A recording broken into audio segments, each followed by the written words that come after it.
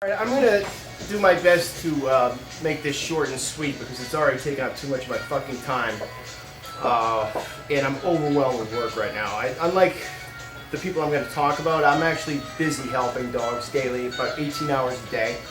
So I don't have a ton of time to get into this fucking nonsense. But I do want to bring up a topic that I don't think the general public really knows about, and that's how fucked up the rescue world is, how corrupt it is, the degree to which really unstable, deeply narcissistic people are attracted to it. It's 98% of them are women too, and that's a fact. It's not about the dogs. They don't give a fuck about the dogs, whether they realize it or not. It's about their Facebook page and social media and showing everyone how compassionate they are and how much they love fur babies and all that stuff. Anyway, if you fuck with them, they're boundaryless. They will go scorched earth on you. They don't give a shit. They'll do anything to just fuck your life up. Doesn't matter. Attack you in any way. Present any allegation towards you to just destroy your life, livelihood, particularly if you're involved in rescue at all. So I actually just do volunteer work for rescue right now. My friend runs it. She's part of the 2% that are just beautiful people. She's in it to help the dogs, you know.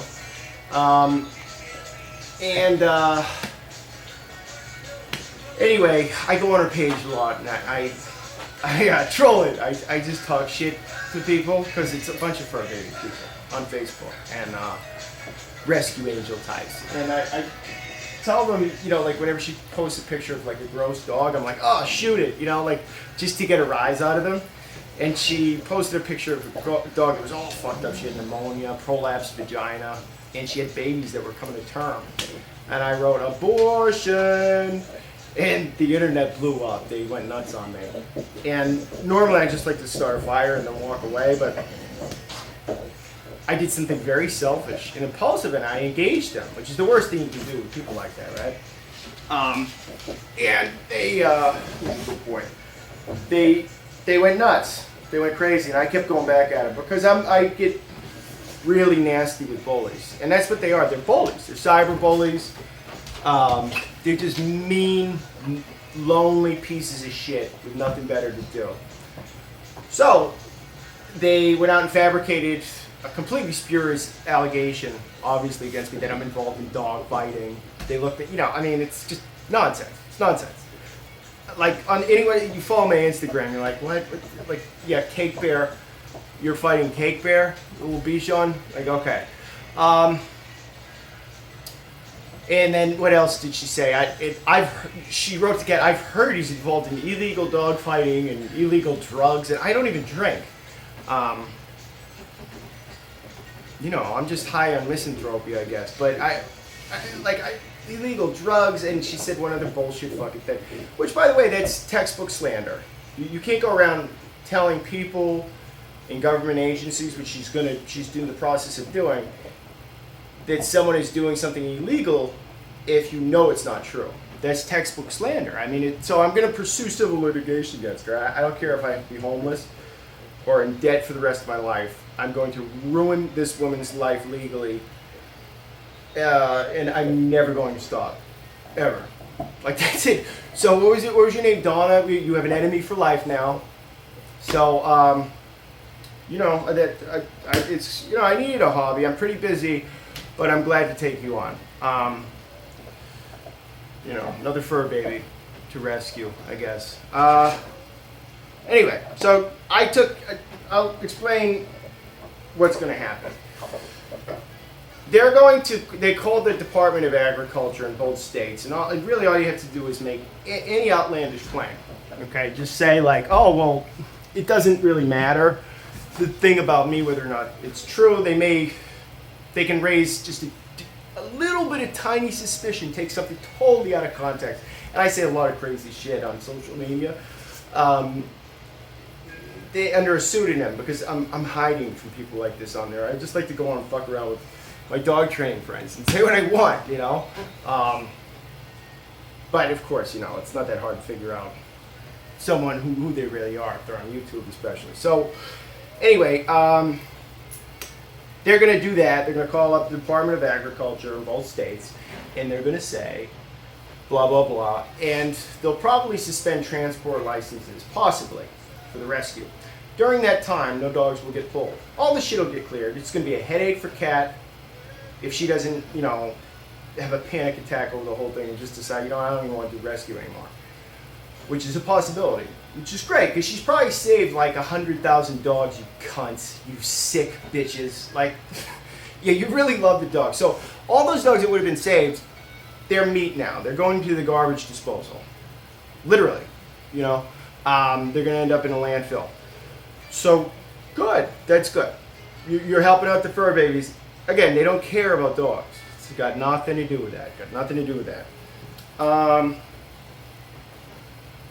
And who knows what they'll do? I mean, who knows what they'll do to me? I mean, they can come after. Look, every day we're all doing some version of jaywalking in our lives without even realizing it, right? Whether it's in business, in our personal lives.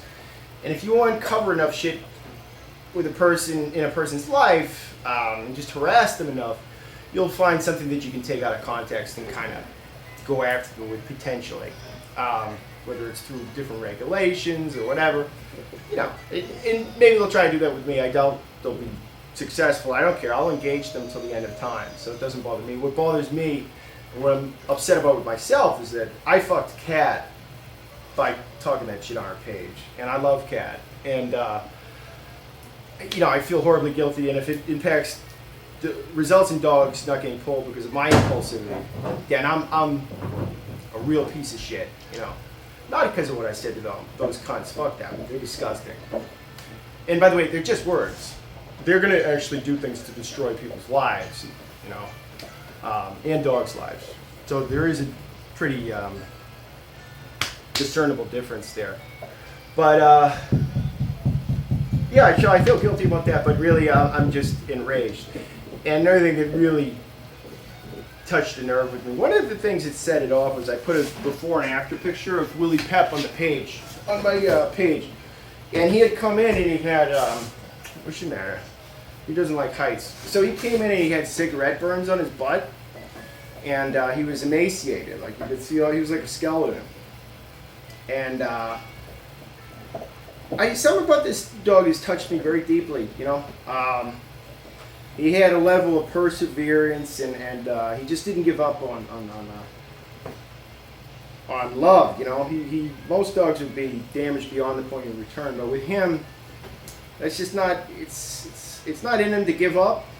And there's a real grit to him, but he comes out in this very loving way.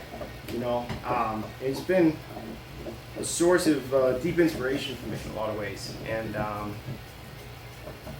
You know, some of them touch you deeply, and he's one of the ones that probably might have the most personal meaning for me. He's out of dogs that aren't my own, and he feels like family to me. You know, I'm fostering him. I'm not getting paid. I trained him already.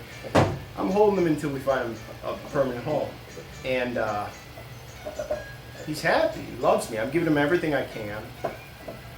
It's hard because I'm so busy. And we're best friends, and if I could keep him, I would. It's a lot. It's too many dogs, too many male dogs right now too, and I want to keep him bad, but I don't know. So the day he leaves will be a very sad day for me, but we're tight.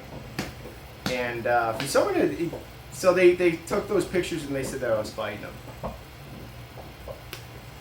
It's just fucking nonsense. And they actually cut out the top that said before and after. So they know, again, it indicates intent. They know they're lying. Which, when, you know, it'll be useful in a civil case to show that they knew what they were doing. They knew they were lying. Oh, I'm sorry.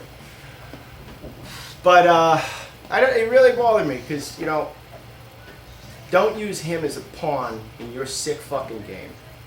You know, like he's a sentient being. He has been through so much in his life, and they would not think twice about putting him out in the fucking street, or put him in a situation that'll get him euthanized in order to just hurt me, hurt Kat, whatever. And this is how these people operate.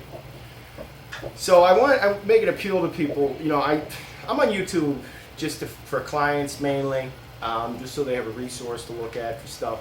And because you got to be somewhat transparent about how you train now. So if someone wants to hire you, you got to have videos. Otherwise, it's like, what's going on with this guy? I don't give a shit about YouTube, but this is one of the only times I ever wish I had a big audience, because this is an important message, and people don't know about it. And I would tell you, stop donating to rescues. This is the message, unless you know the rescue, the people involved, unless you have some knowledge of the inner workings of it. Second Chance Rescue is amazing rescue, probably the best in the country. I don't want to name my friend's rescue because they're going after her. You know, maybe I will later. I've caused her enough fucking drama. But don't give to the Humane Society. Don't give to the ASPCA. They're horrible.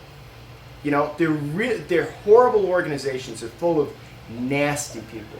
Okay, like some of just horrible people. It's a business for them. They flip them. They pull a lot of puppies too, and then just flip them and make a profit on it. And it's largely driven by vanity though, and ego. And it's not putting a dent in the number of dogs that are getting put down annually, you know.